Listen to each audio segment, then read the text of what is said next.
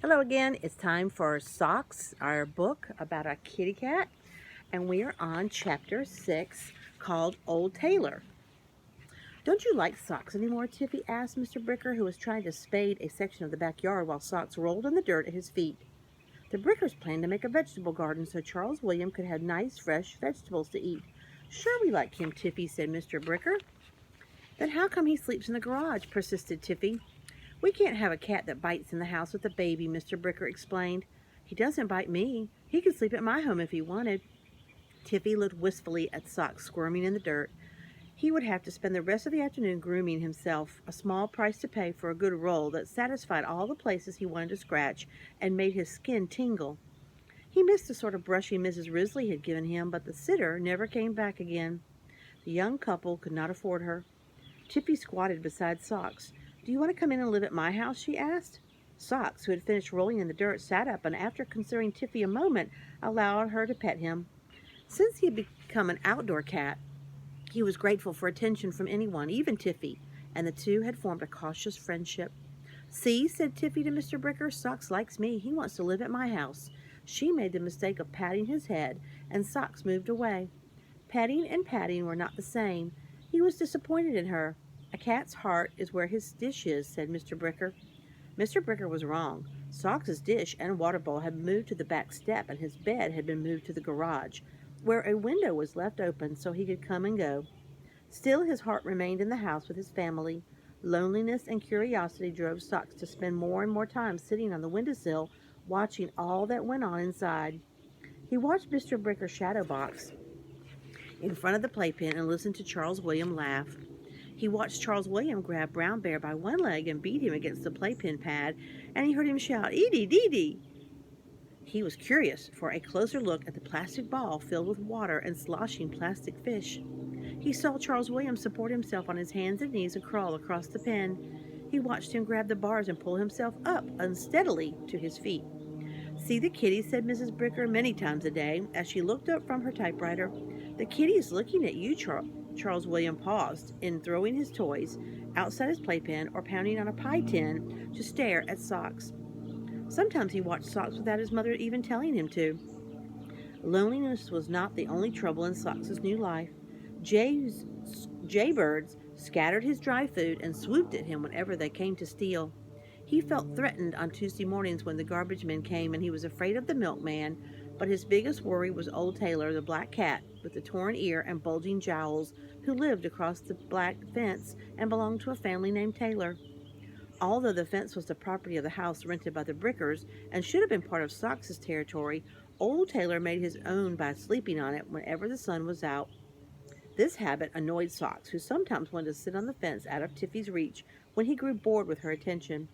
However, the two cats had come to an understanding. Old Taylor would beat up Socks if Socks tried to sit on the fence while old Taylor was using it. One morning, Socks, who had fallen asleep on the warm hood of the old station wagon, was awakened by the sound of a late spring rain driving against the garage. The car hood had grown cold and hard. After a bow, a stretch, and a brief wash, Socks sprang to the windowsill where he saw that the neighborhood was still dark. There was no hope of breakfast, but he might find food left in his dish from the night before. The grass was cold and wet, and his paws as he ran down the downspout in the direction of the back step. In the dim light, Socks saw a sinister black shape crouched at his dish in the dry spot below the eaves. Old Taylor? Through the sound of the rainwater gurgling in the drainpipe, Socks heard the crunch of teeth crushing dry cat food. This intrusion would not do at all. Old Taylor had his side of the fence and Socks had his. Socks would not quibble about the fence itself, but his food was a different matter. He crouched, flattened his ears, and hissed, hoping to frighten the other cat, but prepared to defend his dish if he must. Old Taylor merely glanced in his direction and went on gnashing and crunching the food. Socks's honor as a cat could not excuse such rudeness. He advanced, still hissing through the rain. Old Taylor stopped gnawing and grinding. He flattened his ears and hissed back from the dry spot on the step. But now Socks was not only angry, he was soaking wet. He ignored the rain and continued to crouch, changing his hiss to a light sing-song wail intended to warn old Taylor that he meant what he said. His tune did not frighten old Taylor. The black cat returned the sound louder and meaner. No young upstart was going to tell him anything. The fur of the two cats rose along their spines. They wailed and howled and caterwauled, and all during the eerie duet they were moving closer to one another with fangs bared and their ears laid back. Nose to nose, Socks found old Taylor a terrifying sight with his ear torn and his fur standing out on his great black jowls. But Socks did not back down. Finally, with a terrible scream, the cats were on each other, a growling, snarling, yowling tangle. Oh, let me show you their picture of them and their standoff. Ears back, backs hunched. They were ready to fight. They clawed and bit and tumbled down the steps into a puddle. They rolled across the soaking grass and into freshly spaded earth. They floundered and wallowed in the mud. Old Taylor was on his back, thrashing at Socks with punishing blows of his strong hind feet. Socks felt claws and teeth through his fur. He hurt. He was bleeding, and old Taylor had sprayed him. The black cat was too much for him. Socks no longer cared about his dry food. Let the old tomcat have it. Socks wanted to get away, to untangle himself from the snarling, biting mass of muddy black fur. Somehow he did get away, and he ran for the garage while old Taylor sent sing-song warnings after him through the downspout. When Socks tried to leap to the windowsill, the weight of the mud from his fur made him fall. When he tried to lick his bleeding forepaw, the rasps on his tongue scraped up a mouthful of mud. Cold, wet, stiff with mud, and in pain, Socks needed help. Lights were coming on in the bedrooms, bathrooms, and kitchens of all the neighborhood. Old Taylor had disappeared. Slowly and painfully, Socks made his way through the rain, through the scattered cat food, now soggy and unappetizing, to his own backyard, where he cried a small, desperate meow for help. Mrs. Bricker, who was in the kitchen, heard and must have understood, for she immediately opened the back door. "Socks!" she cried. She was shocked. Socks looked up at her with sad, defeated eyes. "Oh, poor Socks!" Mrs. Bricker opened the door wider, and Socks stepped painfully into the laundry room. "Bill, come and look at Socks. He's been in a fight." Mr. Bricker came down the hall with his bathrobe flying. "Why, you poor old fellow," he said when he saw his cat. Socks waited helplessly. "And he's bleeding," cried Mrs. Bricker. "What do we do? We can't lick all that mud." "He can't lick all that mud." Mr. Bricker agreed. "And if we try to give him a bath, he'd climb the wall." "We can't let the mud dry," said Mrs. Bricker. "Adobe bricks are made out of mud like this, and if it dries, he'll turn into an adobe cat." "Try wet bath towels." Mr. Bricker snatched a clean towel from the tangle on top of the dryer and dampened it under the kitchen faucet. Mrs. Bricker did the same. They knelt and began to rub Socks. How good the warm towels and gentle hands felt to him. Charles William awoke and fussed in his crib, but this time Socks got the attention, which made him feel even better. "Poor Socks," grieved Mrs. Bricker as she swabbed with a second towel and then a third. "It's all our fault for shutting you out." She dropped the towel into the washing machine and reached for a clean diaper. "Socks should learn to roll over on his back and kick with his hind feet when he gets in a fight," said Mr. Bricker, who was interested in all kinds of sports. "His strength is in his hind legs. He should hang on with his front paws and give old Taylor everything he's got with his hind legs." "Bill, you can't coach a cat." Mrs. Bricker laughed affectionately as she held another diaper under the kitchen faucet. Charles William increased the volume of his fussing and began to rock his crib. "Socks needs us," his mother called to him. "You'll have to wait." Then she said to her husband, "Bill, can't we let Socks live in the house again?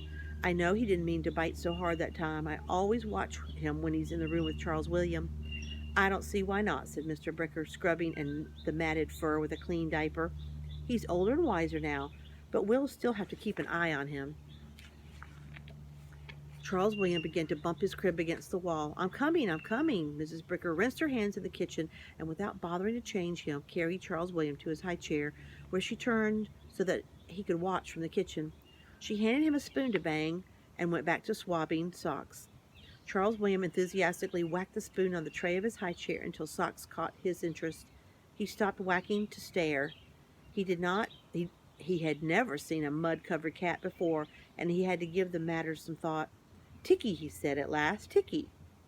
Socks understood that Charles William was talking to him, and beneath his misery he felt the beginning of a new interest in the baby. Oh, here's a picture of them taking care of him. Charles William is sitting in the high chair, and they're cleaning all the mud off of Socks. Oh.